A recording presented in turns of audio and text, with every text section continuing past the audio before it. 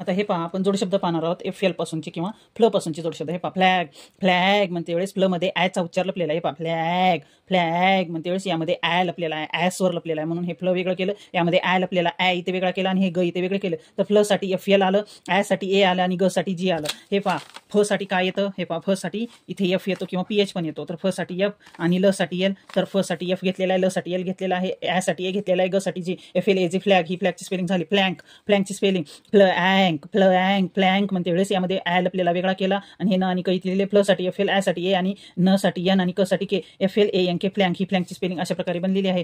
आता हे पहा फ्लॅप, फ्लॅप म्हणते वेळेस फ्ल मध्ये लपलेला इथे वेगळा केला, हे प इथे वेगळा केला. हे फ्ल साठी FL, साठी ए, पी साठी प, FL AP फ्लॅपची स्पेलिंग अशा प्रकारे बनलेली आहे. फ्लॅश, फ्लॅश म्हणते वेळेस ह्या फ्ल मध्ये लपलेला आहे, तो फ्ल इथे वेगळा केला, यामध्ये लपलेला इथे वेगळं केला आणि श वेगळं केलं. फ्ल साठी FL आणि साठी ए, शे साठी येतो SH. शेष हमृगासाठी काय येते? हे पहा SH येते. तर SH घेतलं, हे प्लस इथलं याच्यातलं काढून टाकलं, हे जोडून घेतलं. FL ASH फ्लॅशची स्पेलिंग बनलेली आहे. आता ह्या फ्लीकची स्पेलिंग इथे पहा फ्लीक म्हणते वेळेस याच्यामध्ये चा उच्चार होतो. तर फ्ली इथे लिहिलेला आहे, प्लस इथे लिहिलेला आहे, प्लस क इथे लिहिलेला आहे. तर फ्ल साठी FL, यामध्ये जडलेला आहे त्यासाठी आय आणि क साठी CK. FL ICK फ्लिकची स्पेलिंग बनलेली आहे. फ्लेश, फ्लेश म्हणते वेळेस यामध्ये लपलेला आहे फ्लेश. तर हे फ्ल वेगळे केले, त्यामध्ये लपलेला इथे वेगळा केला आणि फ्ल साठी FL एडक्यासाठी येतो. हे पहा एडक्यासाठी काय येते? येते. तर हे इथे घेतलेला आहे आणि साठी SH. तर फ्लेशची स्पेलिंग बनते FL ESH फ्लेश. अशा प्रकारे फ्लॅगची स्पेलिंग FL AG फ्लॅगची स्पेलिंग अशा प्रकारे बनते.